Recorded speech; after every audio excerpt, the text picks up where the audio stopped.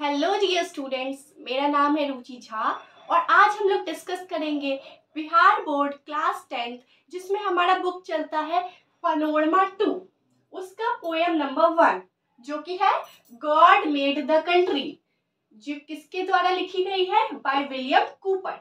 ठीक है, मतलब पोएम का नाम है God made the country by William Cooper. तो इस पोएम का चलो हम लोग नेम का मीनिंग जानते हैं। गॉड मेड द कंट्री, यह कंट्री से आप लोग क्या समझ रहे हैं? कंट्री मतलब देश क्या?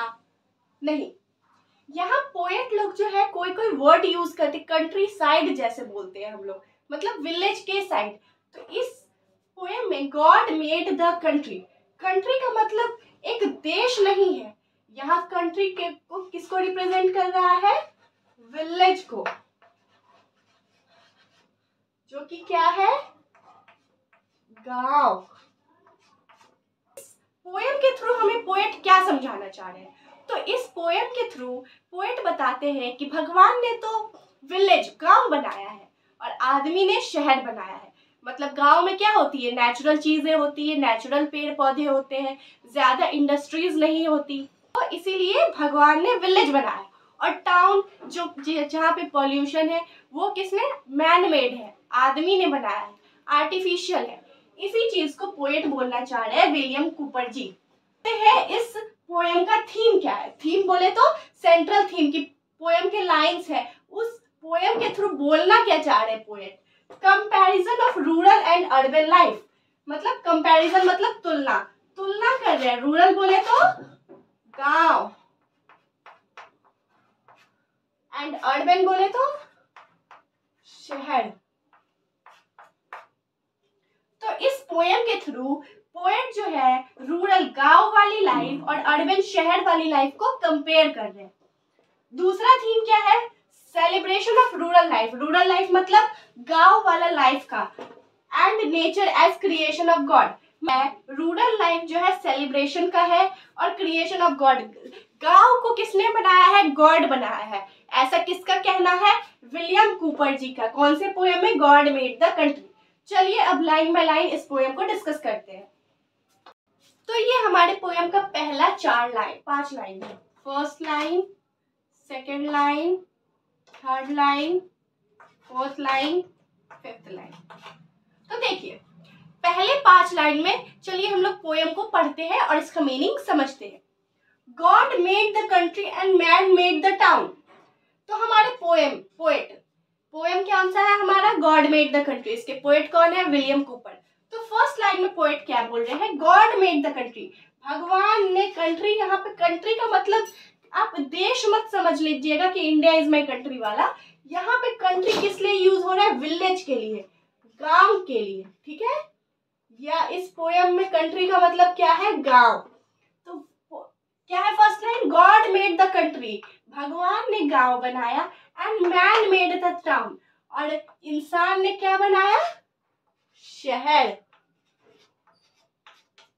What wonder then that health and virtue gifts, मतलब वंडर मतलब आपको आश्चर्य क्यों हो रहा है अगर हमें नेचुरली हेल्थ मिला है। हेल्थ मतलब गांव में एक प्योर इन्वायरमेंट रहता है जिसके वजह से आदमी स्वस्थ रहता है। कहते हैं ना कि हवा चेंज हुई और हम लोग हेल्दी हो गए, विलेज में गए थोड़े दिन तो माइंड फ्रेश हो गया नेचुरल इन्वायरमेंट में। तो वही है कि what wonder then that health and virtue gifts, तो एक तरह से गिफ्ट ही है। गांव में जो इतने पेड़ है, सब कुछ है, हमें जो नेचुरल इन्वायरमेंट मिल रहा है, फ्रूट्स मिल रहा है, खाने की चीजें मिल रही है, क्रॉप मिल रही है, गेहूं मिल रहा है, ये किसकी देन है? गॉड की देन है। क्या है हमारा? That can alone make the sweet the bitter drought. Drought का मतलब क्या है यहाँ पे? ड्राउट का मतलब है hardships of life. Hardships of life मतलब ड्राउट मतलब यहाँ पे जो हमारे जीवन में कठिनाइयां होती है उसको दर्शा रहा है। कठिनाई, हार्डशिप्स ऑफ लाइफ। ड्राउट का मतलब क्या हुआ? हार्डशिप्स ऑफ लाइफ, कठिनाई।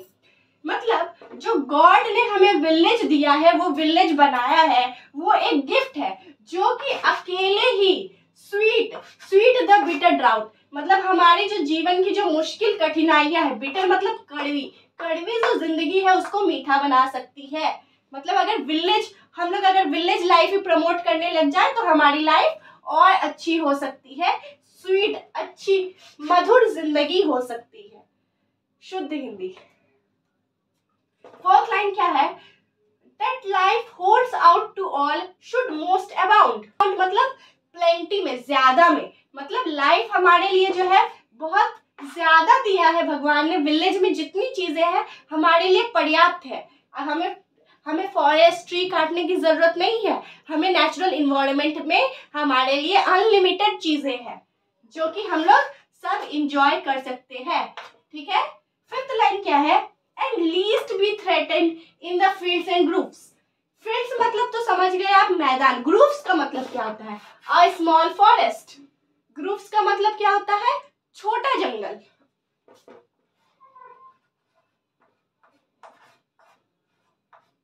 छोटा जंगल।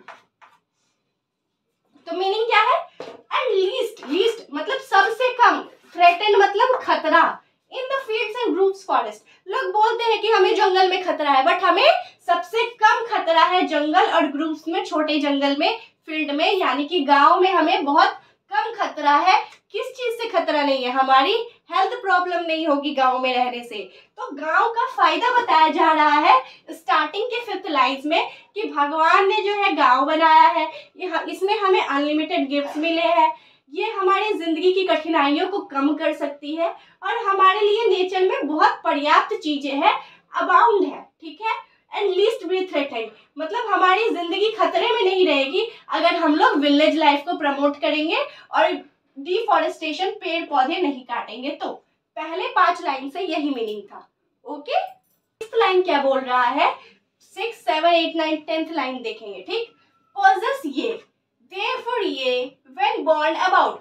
ये का मीनिंग क्या होता है? जैसे यो होता है वैसे ये होता है क्या? नहीं। ये जो है यहाँ पे प्रोनाउन की तरह यूज हुआ जा रहा है, जिसका ये का मतलब क्या हुआ यहाँ पे? यू। when born about। तो पोएट जो है हम जैसे लोगों से क्वेश्चन पूछ रहे हैं अपने पोएम के थ्रू। ये मतलब यू कौन? जो लोग शहर में रहते हैं। पोजेस ये, therefore ये, when born about तुम लोग जो शहर में पैदा हुए हो। ऐसा क्वेश्चन कौन पूछ रहा है? Poet. In chariots and sedans no fatigue. Chariots क्या होता है और सीडान्स क्या होता है? देखो, हम लोग जब घोड़े पे घुड़सवारी करते हैं, घोड़े पे जो सवारी करते हैं, तो घोड़े के ऊपर एक सीट बनाया जाता है जिसपे हम लोग बैठते हैं। ठीक है। फिर ही हम लोग घुड़सवारी करते हैं ताकि वो सीट हम लोग का, घोड़े का पीठ गड़े नहीं, घोड़े पे कंफर्टेबली बैठ पाए। इसलिए वो एक गद्दे जैसा नहीं यूज होता है घोड़े पे, तो उसको क्या बोलते हैं? चैरिटोज बोलते हैं। ठीक। सेडान्स क्या होता है? आप बहुत लोग गए होंगे केदारनाथ, तो केदारनाथ में जब पहाड़ चढ़ते या कोई भी पहाड़ चढ़ने वाला होता है, तो जो बुजुर्ग लोग पहाड़ चढ़ने के कैपेबल नहीं होते, तो उन लोगों के लिए होता है ना कि एक आदमी अपने ऐसे कंधे पे एक गोनी टाइप का या चेयर टाइप का रहता है, उस पे बैठा के ले जाता है मंदिर के दर्शन के लिए। उसको क्या बोलते हैं? सेडान्स।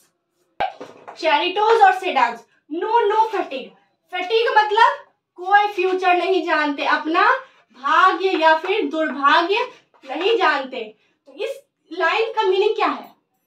क्या चैरिटोज जो बोल रहे हैं तो जो लोग घोड़े पे बैठते हैं उसी का बात हो रहा है, या सेडान्स जो बोलते हैं जो लोग दर्शन करने गए हैं उसी का बात हो रहा है? नहीं, ऐसा कोई बात नहीं हो रहा है। तो यहाँ पे चैरिटोज और सेडान्स किसको रिप्रेजेंट कर रहा है? लग्जूरियस लाइफ को, अमीर लोगों की कैटेगरी को। क्योंकि पोएट के हिसाब से जो लोग शहर में रहते हैं वो अमीर होते हैं और विलेज में जो रहते हैं वो गरीब होते हैं। हालांकि ये बात सच नहीं है, बट पोएट ऐसा बोलना चाह रहे हैं। तो पोएट बोलते हैं कि आप लोग क्या जानो, जो लोग शहर में पैदा हुए हो, लग्जूरियस लाइफ जी रहे हो, चैरिटोज और सेडान्स पे जी रहे हो, वो लोग अपना भाग्य या दुर्भाग्य नहीं जानते हैं। But that of idleness and taste no scenes.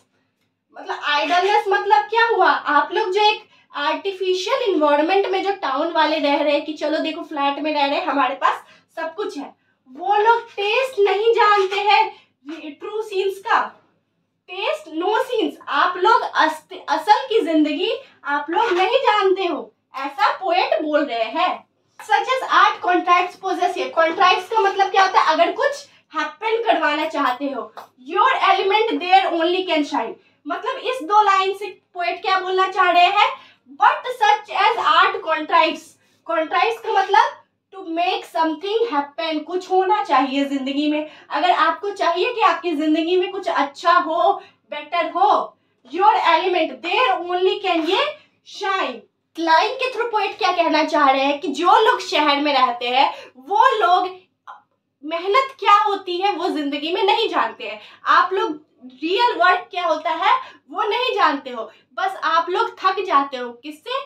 Being lazy. आप लोग आलस में ही थक जाते हो। रियल जो प्लेजर है थक के काम करना वो टाउन वाले नहीं जानते हैं, ऐसा पोएट बोल रहे हैं। बट पोएट ये बोल रहे हैं कि अगर आप अपनी जिंदगी को कुछ बेटर करना चाह रहे हो जिंदगी में, तो आप लोग विलेज लाइफ थोड़ा दिन रहो और देखो कि विलेज में कैसे मेहनत होता है, और थोड़ा विलेज लाइफ में अपने आप को रिफ्रेश करो, तो आप लोग शाइन करोगे, आप लोग बेटर हो जाओगे। इस लाइन के थ्रू पोएट यही बोलना चाह रहा था। चलिए अब 11, 12, 13, 14, 15 लाइन देखते हैं कि पोएट अब क्या बोलना चाह रहे हैं। तो 11th लाइन में पोएट क्या बोलते हैं, there only mind like yours can do no harm. इसका मीनिंग क्या है, मतलब हमारे जैसी दिमाग जो लोग शहर में रहते हैं वो लोग गांव में कोई हार्म नहीं कर पाएंगे, क्योंकि पोएट के हिसाब से हम लोग का दिमाग जो होता है शातिर होता है टाउन वाले का, और विलेज वाले लोगों को सिंपल होता है। तो बोलते हैं कि आप लोग आपस में कंपटीशन करते हो, शातिर दिमाग है, गांव में आप लोग हार्म नहीं कर सकते, गांव में आप लोग जाके सीधे हो जाओगे, शांत हो जाओगे।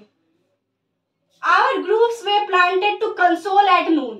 इसका मतलब क्या हुआ, ग्रुप्स का मतलब हम पहले ही बता दिए थे, छोटा जंगल। ये गांव में भी आप देखे होगे, कोई रोड जाता होगा तो दोनों साइड से जो है पेड़ लगे हुए होते हैं, शेड के लिए भी और हवा भी अच्छी आती है, तो उसी को क्या बोला जा रहा है, ग्रुप्स।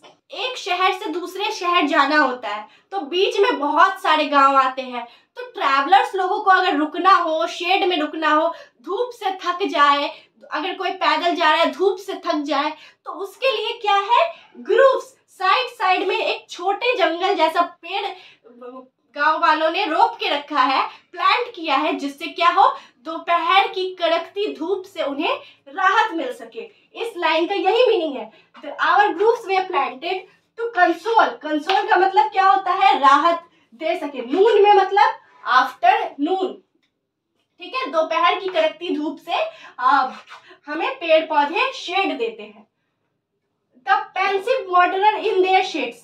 पेंसिव वॉन्डरर का मतलब क्या होता है, बोलते हैं ना कि हमें लाइफ में चेंजेस करना है, तो उसके लिए हम लोग क्या करते हैं, सबसे पहले एक शांत जगह ढूंढ के बैठ के हम लोग सबसे पहले डीप थिंकिंग करते हैं कि जिंदगी में आखिर करना क्या है। पहले सब सोच ले, माइंड में आइडियाज आ जाए, उसके बाद एक्शन ले। तो उसी को तो हम लोग कोई शांत जगह ढूंढते हैं सोचने के लिए, तो उसी को बोलते हैं पेंसिव वॉन्डरर। क्या बोलते हैं, pensive wanderer in their shades.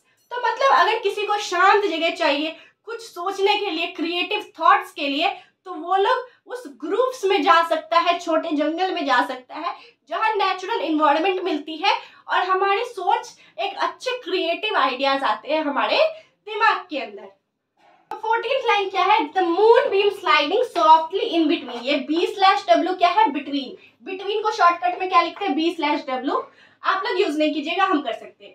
The moon beam, moon beam मतलब चंद्रमा की जो रोशनी होती है, चांद की जो रोशनी होती है, स्लाइडली सॉफ्टली इन बिटवीन मतलब वो ग्रुप्स में जो इतने सारे पेड़ हैं उसके पत्तियों के बीच से जो है एक चांद की रोशनी आती है, जो कि बहुत राहत देती है, पीस प्रोवाइड करती है।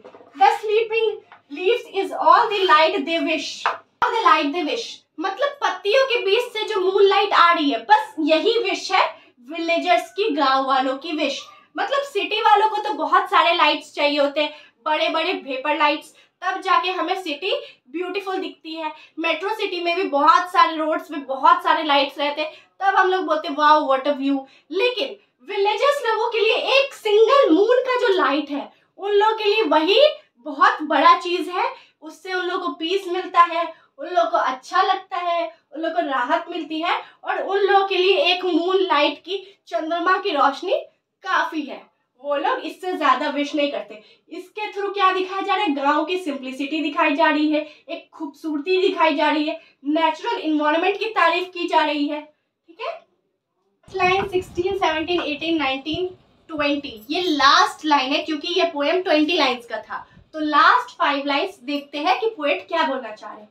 Wobbling all the music we can spare, मतलब बर्ड्स मतलब क्या, पक्षी। ये कहाँ की बात हो रही है, विलेज की बात हो रही है कि वॉबलिंग मतलब गुनगुना रही है, पक्षी जो है गाने गा रहे हैं, गुनगुना रहे हैं, ये हम लोग सुन सकते हैं। कौन लोग, विलेज के लोग। गांव में सुनाई देता है कि कैसे पक्षी चहचहाते हैं, गाना गाते हैं, और इससे उनको बहुत सुकून मिलती है।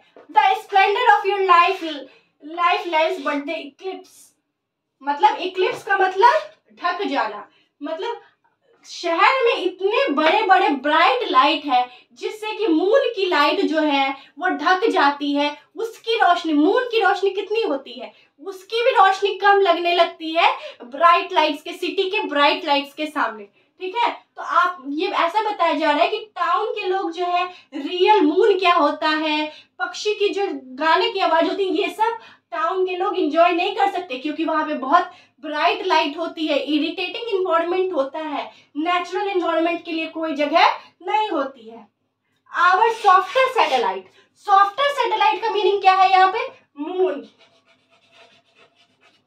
चांद के लिए यूज किया जा रहा है softer satellite. Your songs are confound, मतलब हमारी जो चांद की रोशनी है, हमारे जो मतलब चांद की रोशनी है, पक्षी बर्ड्स जो गाना गा रहे हैं, ये इतना सुकून वाला है कि तुम लोग का सॉन्ग्स तो खो ही जाता है। तुम से टाउन वाले लोग तो गाना सुन ही नहीं सकते हो, बस फोन पे ही सुन सकते हो। नेचुरल नेचर की जो म्यूजिक है वो आप टाउन वाले नहीं सुन सकते हो।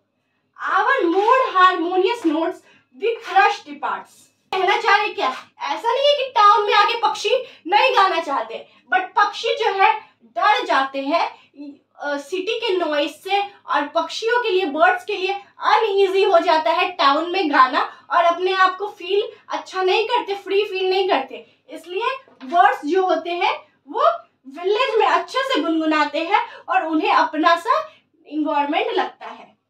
स्कार्डी एंड थी often the Nightingale is mute, मतलब स्कार्डी मतलब डर जाते हैं पक्षी, किससे, सिटी में इतना नॉइज होता है, गाड़ी का तो किसी चीज का इतना नॉइज होता है कि बर्ड्स जो है डर जाते हैं। एंड थिफेंडेड, थिफेंडेड मतलब छुप जाते हैं कि हम किसी की नजर में नहीं आए, क्या पता कोई शिकारी अभी पक्षी को टाउन में मार दे, या हम लोग कोई गाड़ी के पास आ जाए, टकरा जाए, इसलिए वो लोग छुप जाते हैं पक्षी। और नाइटिंगेल, नाइटिंगेल मतलब कोयल, कोयल चुप हो जाती है। ये क्या दिखा रहा है कि सिटी लाइफ इतना घटिया है कि कोयल का खासियत क्या है, गाना गाना ही, कोयल तक चुप हो जाती है सिटी लाइफ में, इतना ही टॉक्सिक माहौल है सिटी में। इन लास्ट लाइंस के थ्रू पोएट क्या बोलना चाह रहे हैं कि विलेज का लाइफ जो नेचुरल लाइफ होता है वो बहुत अच्छा होता है। टाउन का लाइफ में देख लो भाई, न तुमको बर्ड्स का म्यूजिक सुनाई दे रहा है, न तुम लोग को मून का लाइट दिख रहा है, न तुम लोग को एक पीसफुल इन्वायरमेंट मिल रहा है, कुछ भी नहीं मिल रहा है। टाउन वाले लोग अगर तुम लोग को बेटर बनना है तो कहाँ आना पड़ेगा, विलेज आना पड़ेगा, कंट्री साइड आना पड़ेगा। चलो पूरा पोयम हमने पढ़ लिया, और इस पूरा पोयम का समरी एक लाइन में आएगा। क्या आएगा समरी, लंबे लंबे आपको आंसर खुद से बना के लिखना होगा, या फिर मैं अदर वीडियोस में प्रोवाइड कर दूंगी, बट मेन क्या था हमारा, समझना लाइन बाय लाइन। क्योंकि पोयम में कैसे क्वेश्चंस आते हैं, पोयम में ऐसे ही क्वेश्चंस आते हैं कि 4 लाइन दे दिया जाएगा, अब आप एक्सप्लेन करो कि कौन से पोयम का ये लाइन है, इसके पोएट कौन है। तो आप अगर पोयम पढ़े रहोगे लाइन बाय लाइन तो वैसे क्वेश्चंस आप बहुत इजीली कर पाओगे। तो इस पोयम का हम लोग समरी एक लाइन में निकाल सकते हैं। Importance of connecting with nature, मतलब इस पोयम में हमें क्या सिखाया जा रहा है, ऐसा कि सिटी लाइफ बहुत गंदी है, छोड़ दो भाग जाओ, ऐसा नहीं बताया जा रहा है। ये बताया जा रहा है कि आप लोगों को नेचर से कनेक्ट होना पड़ेगा, and finding peace away from the hustle bustle of life, कि आपको पीस फाइंड करना पड़ेगा। थोड़े दिन के लिए ही सही आप कंट्री साइड जाओ, विलेज जाओ, और इस भागदौड़ की जिंदगी से थोड़े पीस लो, अपना माइंड रिफ्रेश करो, रिचार्ज हो जाओ, उसके बाद वापस जिंदगी में लग जाओ। तो इस पोएम के थ्रू क्या समझाना चाह रहे थे पोएट कि विलेज लाइफ जो है बहुत अच्छा है। आप लोग टाउन में रह रहे हो कोई बात नहीं, बट टाउन में आप लोग बहुत नेचुरल चीजें मिस कर देते हो और आप लोग आर्टिफिशियल जिंदगी ही जीने लगते हो। असली जिंदगी क्या है वो आप लोग जान नहीं पाते हो।